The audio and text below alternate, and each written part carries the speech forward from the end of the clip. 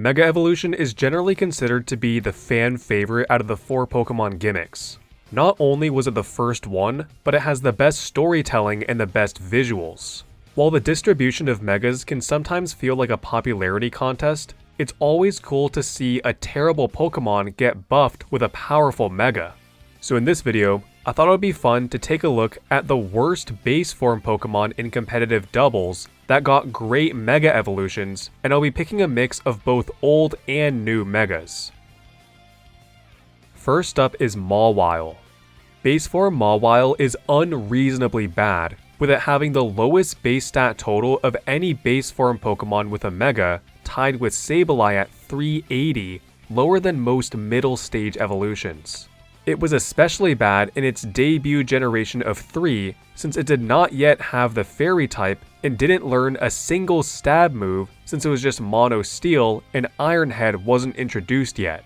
In Gen 4, it was given Sucker Punch and Iron Head, and in Gen 6, it was given Play Rough to go along with its new Fairy typing.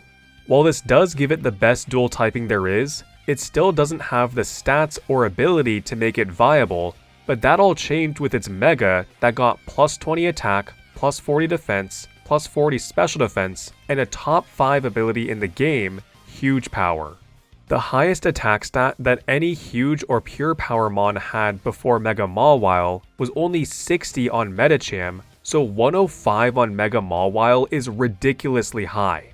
At level 50, with max attack investment and a positive attack nature, 105 attack with Huge Power is the equivalent to 261 attack without.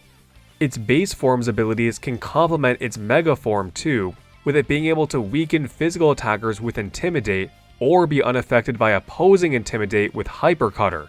So with essentially the highest attack in the whole game, overall best typing, solid stab in Iron Head and Play Rough, priority with Sucker Punch, and complementary abilities in its base form, Mega Mawile is leagues better than base form Mawile. Next up is Lopunny. Even with 100 more stat points than Mawile, base form Lopunny is a mono normal type with good speed but mid everything else at best. It gets a negative ability in Klutz as one of its options, with Cute Charm and Limber barely even being positive. It basically has nothing it can do with its bad stats, bad typing, and bad abilities.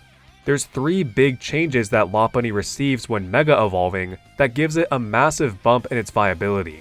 First is its stat increase with plus 60 attack, plus 10 defense, and plus 30 speed. Second is an additional type, Fighting. Having your type changed upon Mega Evolution is a little hit or miss because you have to have moves of that type in your base form or something like Aerolate to be able to take advantage of that new stab, so if you don't learn those moves, no new stab. This is the issue that Mega Ampharos, Mega Sceptile, and Mega Mewtwo X have, as the first 2 don't get Draco Meteor, and Mewtwo doesn't get Close Combat. Lopunny though gets Close Combat and other fighting moves like Drain Punch, Low Kick, and High Jump Kick. Third is its ability, Scrappy, that allows normal and fighting type moves to hit ghost types, making Mega Lopunny quite literally the perfect user for it, as both of its stabs are affected.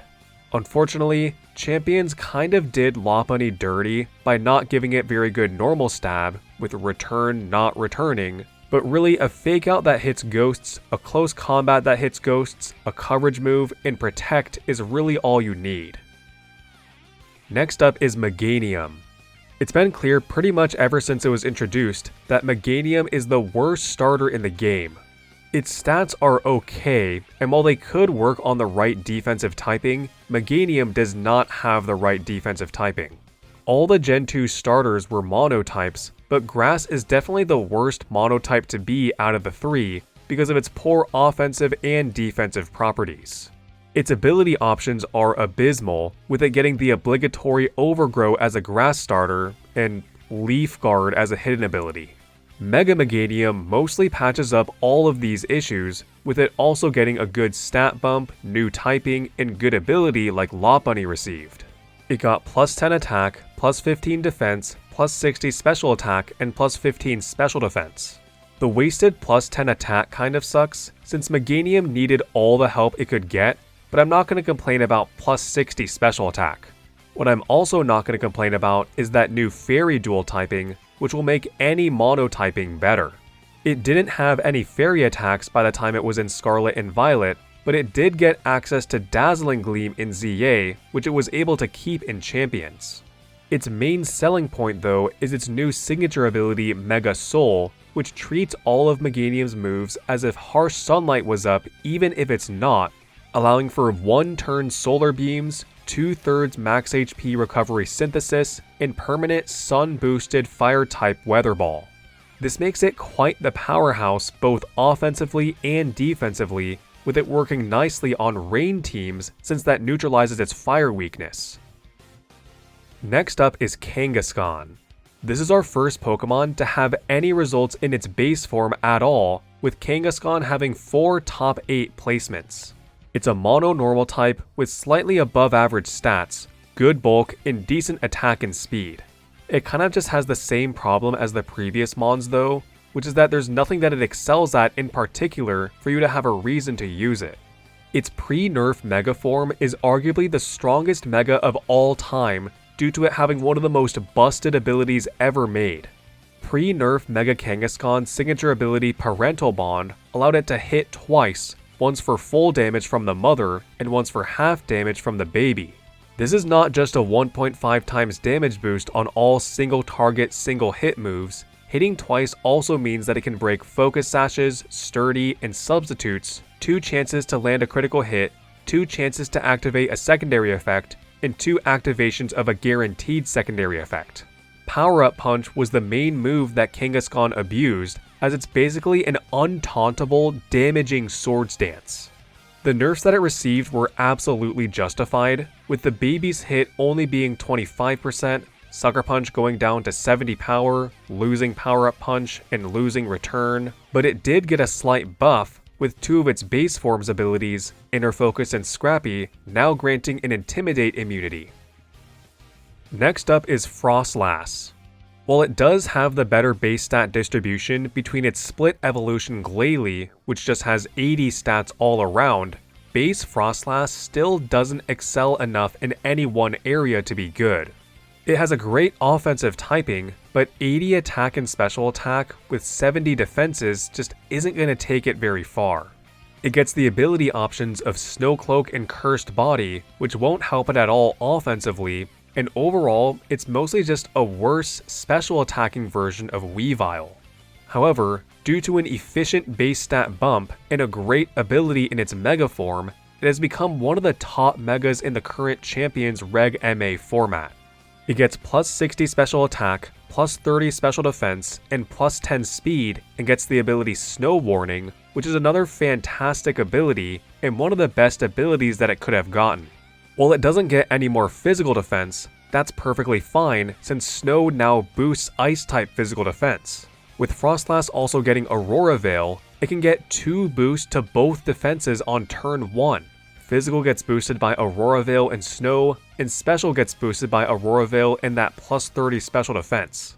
Snow also has the benefit of making Blizzard perfectly accurate, with Froslass having the highest special attack of any Snow setter. It was given access to Nasty Plot in ZA and kept it in Champions, and always had access to Shadow Ball, a solid ghost stab move. While it does have 5 weaknesses, it doesn't have any 4 times weaknesses, and that natural Fake Out immunity makes setting up Aurora Veil, setting up Nasty Plot, or clicking Blizzard even more spammable. Next up is Eternal Floette. This one was a little weird to include because Champions is the only turn-based game that we've had access to base form Eternal Floette, and the only format we've had so far also allows Mega Eternal Floette. However, we kind of did have access to base form Eternal Floette because of Florges. Base form Eternal Floette is essentially just a renamed Florges, with them both having the same mono fairy typing, same 2 bad ability options, and very similar stats, with the main difference being Florges having higher special defense but lower special attack and speed. Since Florges is not a very good Pokemon, I think it's safe to say that base form Eternal Floette isn't either, and that it's carried by its Mega, evident by its 98% Mega Stone usage.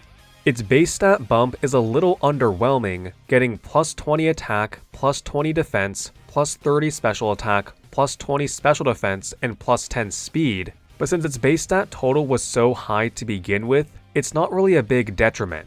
It gets an amazing ability, which you'll notice is a pattern here, as Fairy Aura straight up gives it a no drawback 33% boost to its fairy moves, turning Mega Eternal Floette into a mini Xerneas.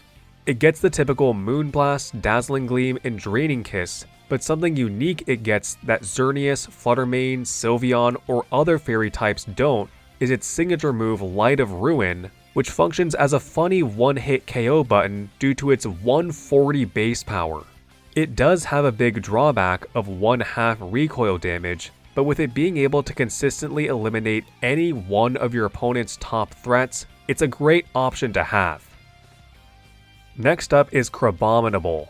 A great signature typing for offense, with it being able to hit 9 types for super effective and no single type resisting both, but a less than ideal type for defense, with its average bulk not cutting it. It does hit an important Trick Room speed tier of 43, less than 50 where Ursaluna, King Gambit, and Iron Hands reside, but it just doesn't do enough damage or stay alive long enough to be reliable as a Trick Room sweeper. Upon Mega Evolving, it gets plus 25 attack, plus 45 defense, plus 40 special defense, and minus 10 speed, so no points wasted at all. It can actually make good use of those increased defenses since it has high HP in its base form at 97, and with one use of its signature move Ice Hammer, it can lower its speed to the equivalent of a base 15 speed stat, lower than Torkoal. While it does just maintain the ability Iron Fist, this actually works great because it means that Crabominable can use one of its other abilities, Hyper Cutter, in its base form to be immune to Intimidate before it Megas, with Ice Hammer, Drain Punch, and Mach Punch all being moves that it would want to use anyway that get boosted by Iron Fist. It doesn't have any stab spread damage, and it can get intimidated in its Mega form, so while Mega Crabominable is far from the best Mega in Champions, considering how bad and infrequently base Crabominable was used, it definitely deserves to be on this list. Last up is Charizard. This was definitely the Pokemon that I was most hesitant to put on this list because it has by far the most results of any other base form Pokemon, with Kangaskhan being the only other one to have any at all, and it actually has more cumulative results than both of its Mega forms combined. However, I found a grand total of 1 result using base form Charizard in a format where either of its Megas are legal, so if you have access to one of its Megas, you're going to use it 99 times out of 100 over the base form. I'm mainly talking about Mega Charizard Y, by the way, which is easily the best returning Mega so far in Champions, with it not receiving any nerfs between generations, unlike Kangaskhan that had its ability and move pool nerfed. It actually didn't get that good of a base stat bump, getting a wasted plus 20 attack and no boost to its speed, but plus 50 special attack and plus 30 special defense is nothing to scoff at. What really carries its viability though, is its ability Drought, as weather setting abilities are just some of the best and most consistent abilities in the entire game. Mega Charizard Y is especially good since it sets Sun and is Fire type, unlike the 2 restricted legendary Sunsetters, Groudon and Koraidon, which aren't Fire type. Sure, Ninetales and Torkoal are Fire type, but Zard Y has an actually good special attack stat at 159 as opposed to Ninetales at 81 and Torkoal at 85. It can fire off sun-boosted heat waves, 1-turn solar beams to hit the water and rock types that resist fire, and sun-boosted weather balls, which is nice for single-target damage against wide guard, while also being a usable attack when sun is overridden. And those are some of the best base Pokemon to Mega Evolution glow-ups.